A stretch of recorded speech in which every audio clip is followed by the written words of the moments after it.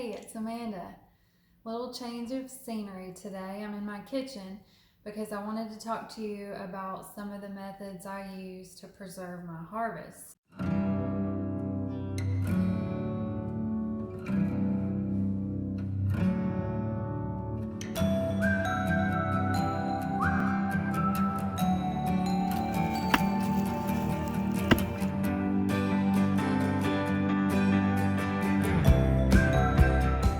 I do three main methods. I freeze, and I ferment. So I'll talk to you about some of my methods today.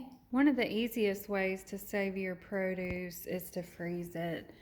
My peas especially, I just keep a bag going and I fill them up one by one, pop them in the freezer, and that's done. So that's one of the easiest ways to store things.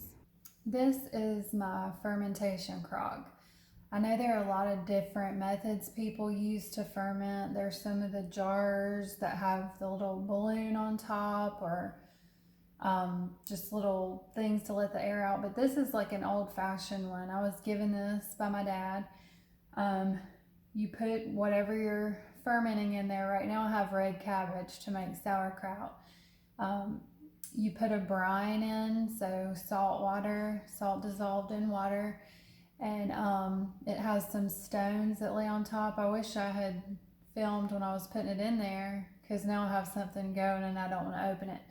But then you fill this reservoir with water to keep any air from in there, because you want the bacteria that grows without the air. That's the good stuff that makes the food ferment, and it makes it good for you. There's lots of benefits to fermented foods. You can research that on your own. But we love sauerkraut in our house. I make it with regular green and red cabbage. We like peppers, carrots, onions. My dad made these awesome Italian style fermented green tomatoes that I've got to get the recipe for that. Those are just so good. And we love our fermented foods. That's one of our favorite methods. Canning is another of my favorite methods of preservation. I'm fairly new to canning. I've only been doing it a couple of seasons, but I've canned up a lot of stuff now. And once you get over that initial fear of, sickening your family or exploding your canner, it's really fairly simple if you follow a good recipe. And I'm gonna be doing some strawberry jam here in a few minutes. I don't do a ton of jams and jellies, but I do like to have some on hand because they make awesome gifts. Especially, Christmas time. You don't want to give someone something that's junk or that they can't use, and people like to get something to eat. So jams are one of my favorite gifts, and my strawberry is the one that is most highly requested. So I'm going to get started here in just a minute, and I'm going to be doing regular just strawberry and strawberry basil today. Okay, I'm about to start my strawberry jam. I'm using a recipe from this Amish canning cookbook for jam without pectin. And make sure that if you're going to try to can, that you use a recipe that's intended for canning, that you have the right type of canner.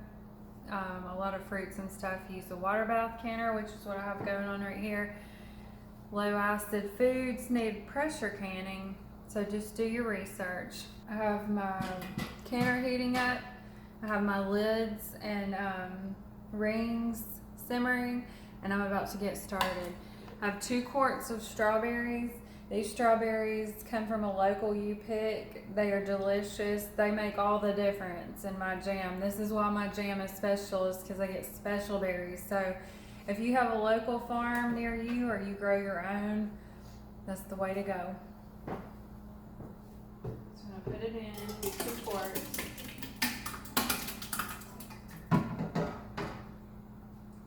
Now I cut those in half, and I mashed them with a potato masher. It works well. I like some big chunks left in there. Okay, and then I used organic cane sugar. You can use what you like, but I don't want those sugar beets. So I use organic cane sugar. I need 6 cups for this recipe. 2. 4.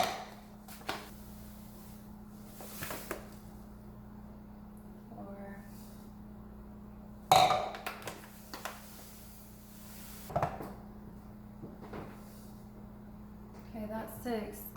Then all I have to do is bring that up to a boil.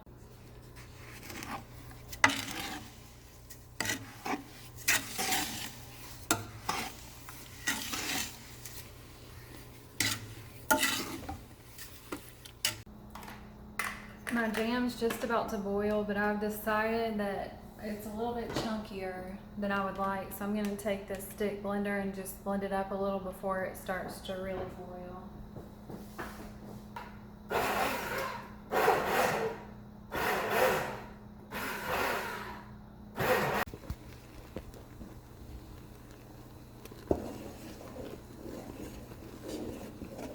So I'm going to give it just another minute, then I'm going to take it off the heat, and it says to stir it for 4 to 5 minutes to let the fruit get suspended throughout, and then I'll show how I jar it up.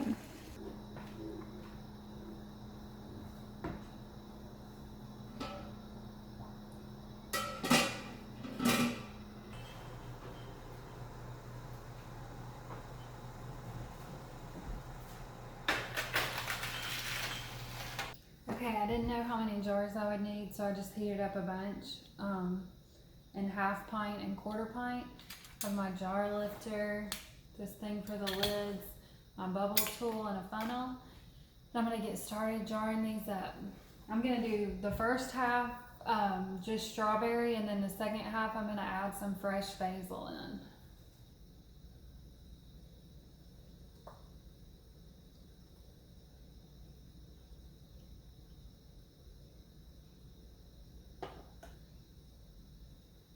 It says a 1/4 inch headspace, which is that little one. Could use just a little more.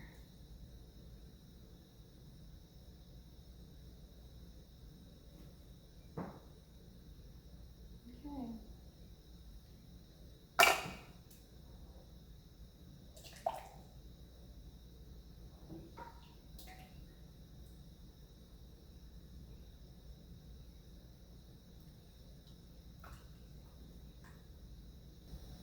This makes a sticky mess everywhere. Just be prepared. Oh, I forgot one thing. I need to get a little cup of vinegar to clean my rims before I put my lids on. That's very important for a proper seal in the canner.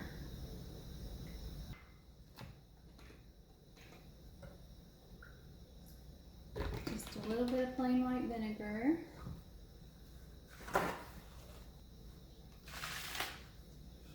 Ooh, hot, hot, hot. Then you wipe the edge. Use your little magnet tool.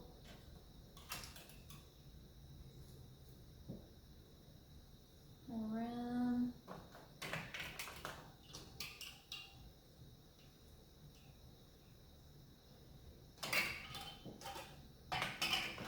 And a lid.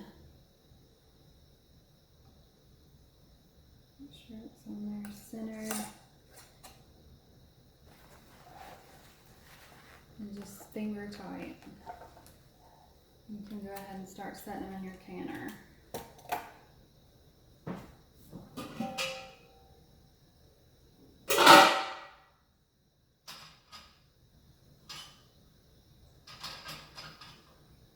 I have that on and preparing to boil. This one's a little bit full.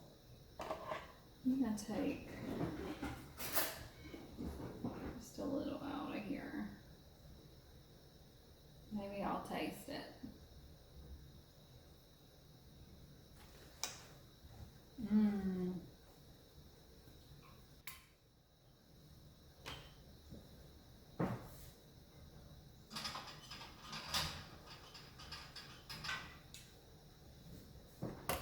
and so on and so forth. And I'll show you before I start the canner. Okay, I got this many jars of regular strawberry. That's little jars, double stacked. That's 1, 2, 3, 4, 5 half pints and 3/4 pints. The rest of this, I'm gonna add basil to, and I've never made it this way with basil, so I'm gonna just eyeball how much to use. I think a good bit, because I like it and I want to be able to taste it. This is basil that I grew here on my porch. I don't advise going rogue from the recipe like this, especially if you're new to canning, but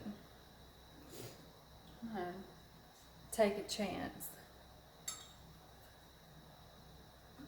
That's probably like 1/4 cup. You see it in there? And that's not gonna make too much. Let me see how much I can get jarred up. I think this will be a fun one to test. My husband and I, and my son, love strawberry basil combo. I bet this will be good. I don't really know if you're supposed to double stack in a water bath canner, and I might not do it if it were a full load double stacked, but I only have a couple, so I'm gonna go for it this time, as long as the water covers everything. Here's what I have. The water's starting to boil, so I'm gonna put everything under. Oh, that's super hot.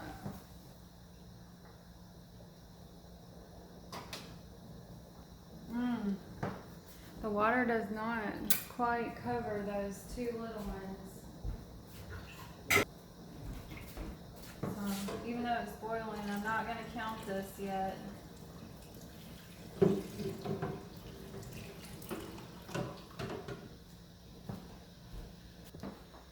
Now everything is submerged in the water. I'm going to wait for this to boil, and when it comes to a full rolling boil, then I start my timer for 15 minutes. As soon as you can, I suggest starting to clean up. This stuff is sticky. It's very sticky, and the sooner you get it in water, the easier your job is going to be. I had enough to do a little taste test of the strawberry with the basil in it.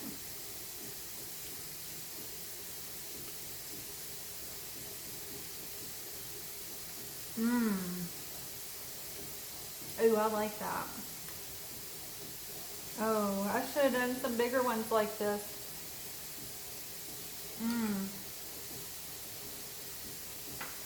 Oh, I suggest giving that a try. I may have to go back for more strawberries. Okay guys, this is what we ended up with.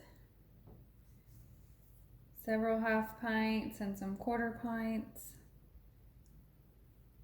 This went into the evening. I'm tired, but that's how I do my strawberry jam, and I hope you enjoyed watching it. I almost forgot, but one more preservation method I use is drying. I have some lemon balm here from my garden that I dried out, and I just hang my stuff to dry. I don't have a dehydrator. I don't have a freeze dryer. I think those things are cool, but just hanging works fine for me. I do use the oven for a couple things. I save turkey tail mushrooms, and sometimes I'll do strawberries or something in the oven. Just turn it on 200 and let them go for a few hours. But otherwise, just hanging my herbs to dry works great for me.